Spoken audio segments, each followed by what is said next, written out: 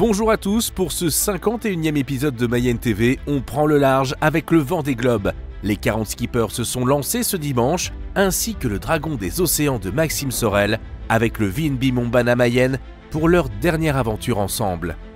Le conseil départemental a permis à un quart de Mayennais de vivre une immersion unique au cœur du village du Vendée Globe. Un moment attendu et chargé d'émotions avec comme point d'orgue la rencontre avec le bateau de Maxime Sorel. Retour sur cette belle journée.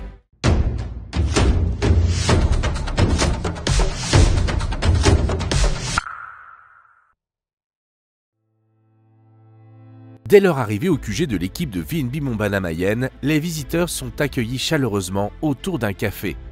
Un instant convivial qui permet à chacun de plonger dans l'ambiance si particulière de ce défi maritime hors norme. Ici on parle de course, de défis et de passion pour la voile. Un univers fascinant où tout est mis en œuvre pour préparer Maxime. Après cet accueil, direction le village du Vendée Globe où les 40 bateaux de cette édition s'apprêtent à prendre le départ. Une véritable aventure humaine et sportive se prépare ici. Le groupe découvre alors l'incroyable diversité des voiliers et des équipes qui vont se lancer dans ce tour du monde en solitaire. Et toute l'équipe de la direction du Vendée Globe sont prêts pour suivre les marins dans cette belle aventure. L'organisation de l'événement, ça représente 150 collaborateurs environ et 380 bénévoles. Une fois que le départ sera donné, on va suivre les marins avec la direction de course, une équipe de 5 personnes qui vont se relayer H24, 7 jours sur 7 pour veiller sur eux comme des anges gardiens pendant toute la durée de la course. Et toute l'organisation sera là pour les accueillir jusqu'au dernier arrivé. Et bon vent à Maxime, surtout. Et pour justement découvrir l'univers de Maxime Sorel, les Mayennais ont pu se rendre sur le stand de sa team et partager ses émotions.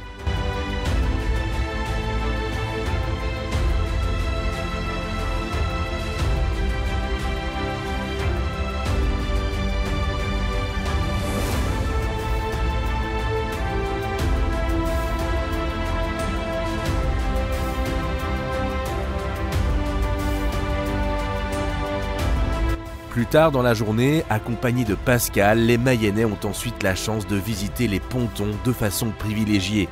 Pascal, passionné et fin connaisseur de la course, leur partage des anecdotes sur le parcours mythique de cette régate. Un monocoque, d'accord?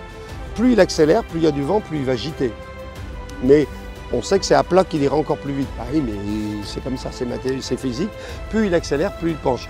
Il suffirait donc, comme disait Tabarly, d'appuyer dans le fond sur un appendice pour qu'il se redresse. C'est ça. Donc ça va disparaître dans l'eau, ça va venir jusqu'ici. Et s'il penche comme ça va venir appuyer dans l'eau, ça va redresser le bateau.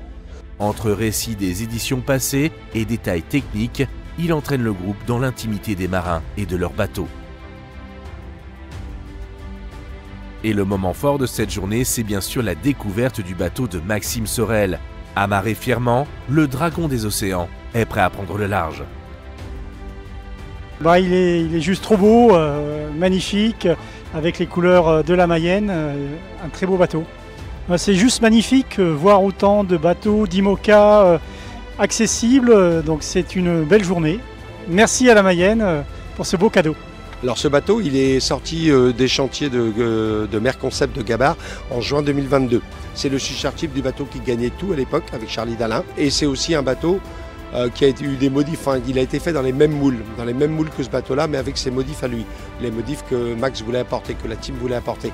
Il le met en juin 2022 à l'eau, première course qualificative pour être ici, puisqu'il faut qualifier l'homme et le bateau, pour être au Vendée Globe, c'est le Rhum, il finit 5e, la Fastnet, il va finir 4e, il va pas faire la Transat CIC, il va finir 5e.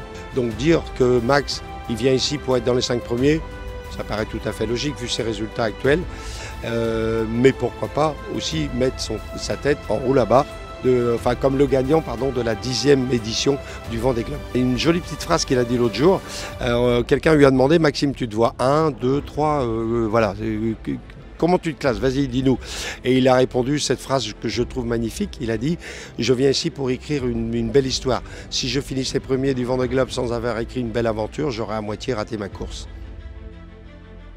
En tout cas, Maxime Sorel emportera au-delà de ses voiles et de ses rêves le soutien de tout un département. Voilà, c'est la fin de cet épisode. Merci à tous de nous avoir suivis.